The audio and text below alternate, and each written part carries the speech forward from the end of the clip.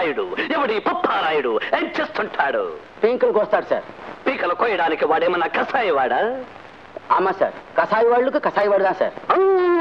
ఏమిటి ఏమిట్రా వాగుడు? ఊరికొక్క శిబిరం, వీధికొక్క పోలీస్ స్టేషన్, ఇంటికొక్క కానిస్టేబుల్, చేతికొక్క పిస్టల్. ఎందుకు ఇచ్చాను మీకంతా? ఎందుకు ఇచ్చాను? ఆఫ్టర్ ఆల్ పప్పారాయుడిని కాల్చడానికి. కాల్చలేకపోయారు. వాడిని కాల్చడం అంత సులభం కాదు సార్. ఇన్సల్ట్. ఏమై వాడేమి అల్లూరి సీతారామరాజా, ఆజాద్ చంద్రశేఖర, భగత్ సింగ్, సుభాష్ చంద్రబోసా? After all Papparayudu. చెట్టు పక్కన నక్కి పిట్టను కొట్టినట్టు కొట్టేయండి. తుపాకీ చెత్తో పట్టుకోండి, వేలు నొక్కండి, గుండు బయటకు వస్తుంది, గుండెల్లో నుంచి దూసుకపోతుంది. That's all. గిలగిలా తన్నుకు తెస్తాడు.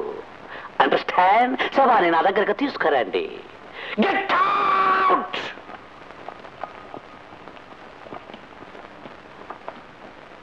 పప్పారాయుడు.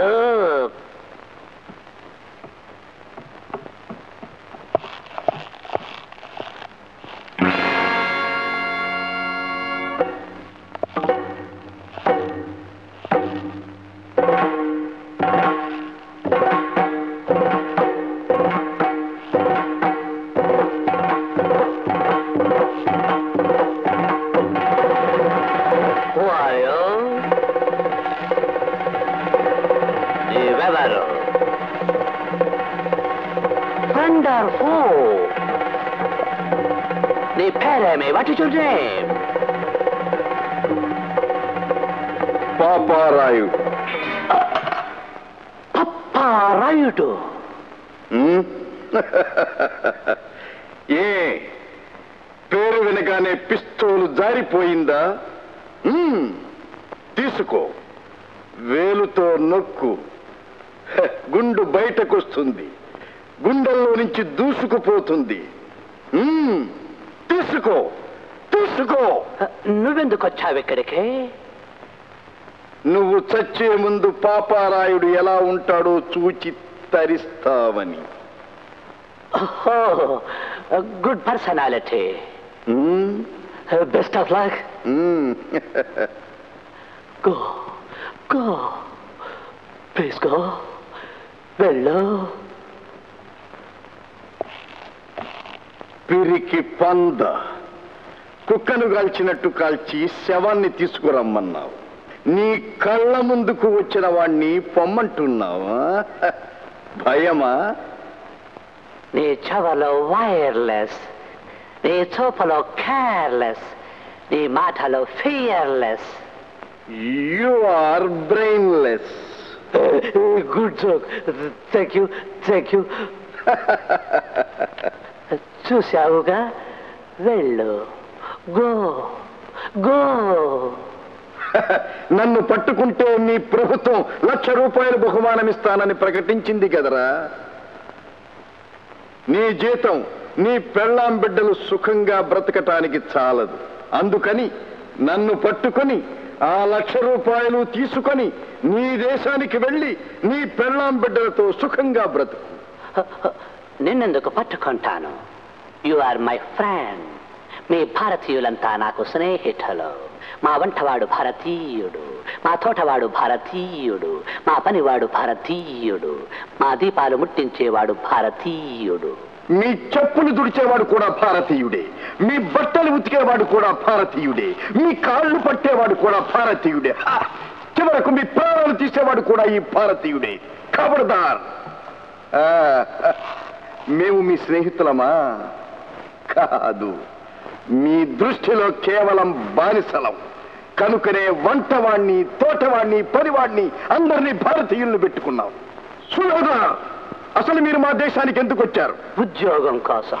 కాదు, వ్యాపారం పేరుతో మా దేశాన్ని దోచుకోవడానికి. నేను మాత్రం ఉద్యోగానికే వచ్చాను. కాదు కాదు, వ్యాపారం పేరుతోనే మా గడ్డ మీద అడుగు పెట్టారు.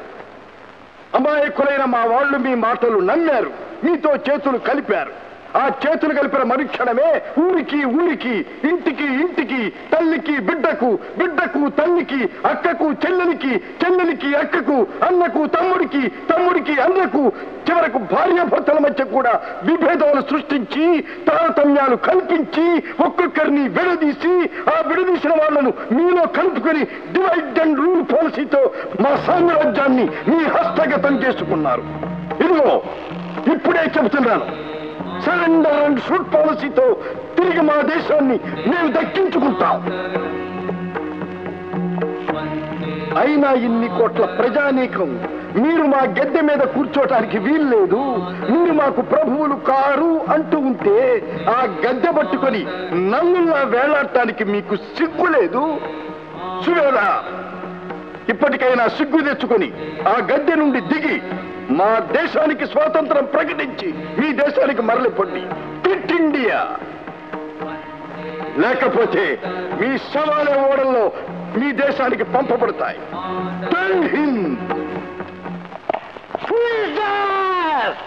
నిన్ను మీ నాన్నగారిని అది నాకు సరిగా అర్థం కాలేదు, కానీ మీ నాన్నగారిని జైల్లో పెట్టినందుకు వాళ్ళు చాలా హ్యాపీగా ఉన్నారు. వాళ్ళు మాట్లాడుతుందని చూస్తుంటే నాకేదో అనుమానంగా ఉంది.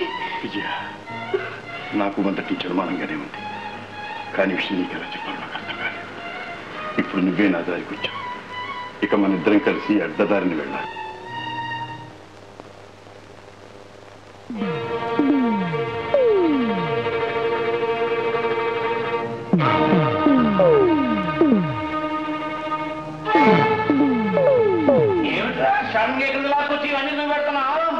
ఏమీ లేదు, మొన్నటి వరకు రామ్మోహన్ గురించి మనం అనుకున్నది వేరు, ఇప్పుడు జరిగింది వేరు.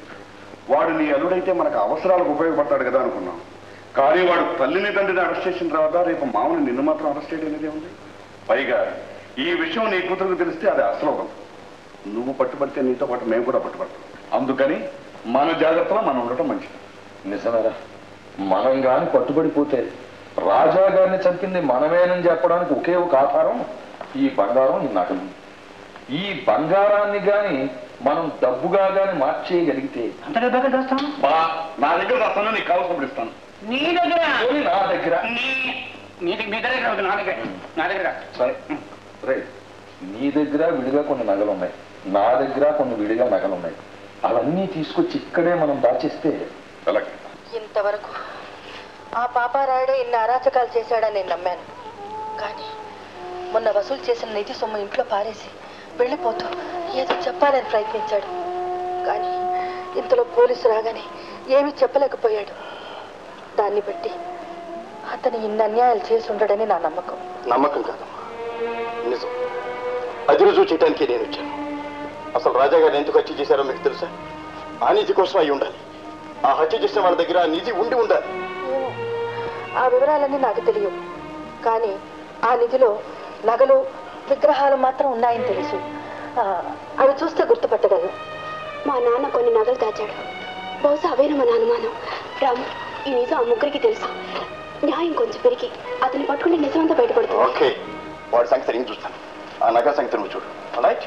ఓకే.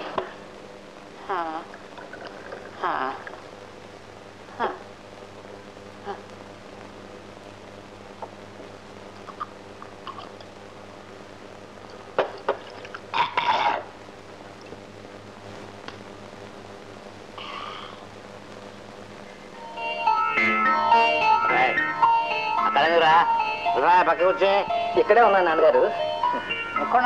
ఇక్కడే ఉన్నా. ఎక్కడుంటే అక్కడ ఆడేవాడా?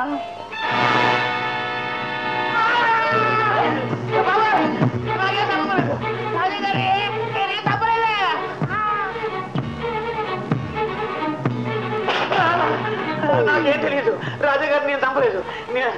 కాదు, నువ్వే చంపావు. నేను కాళ్ళు మాత్రమే పట్టుకున్నాను. పీక నొక్కేశాడు, సత్యంగాడు నోరు నొక్కి చంపేశాడు. ఆ నిధి ఎక్కడ దాచాడు? తెలీదు. వెళ్ళిపోతుంది. చెప్పు. చెప్పబోతే నువ్వు చంపుతావు, చెప్తే వాడు చంపేస్తారు. నాకు ఎలాగా చంపు తప్పదు. వాళ్ళు నేను చంపను, నేను హామీ ఇస్తున్నాను. నేను చెప్పానని వాళ్ళకి చెప్పవు కదా? చెప్పు. చెప్తాను చలో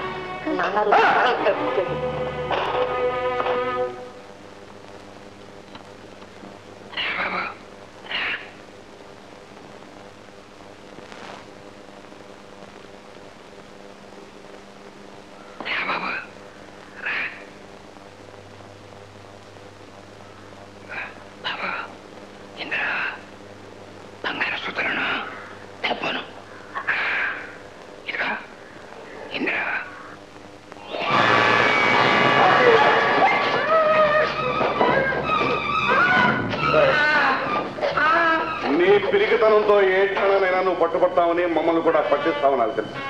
అందుకే ఎందుకైనా మంచిదని నా జాగ్రత్తలోనే ఉన్నా. తీసుకెళ్ళకట్టే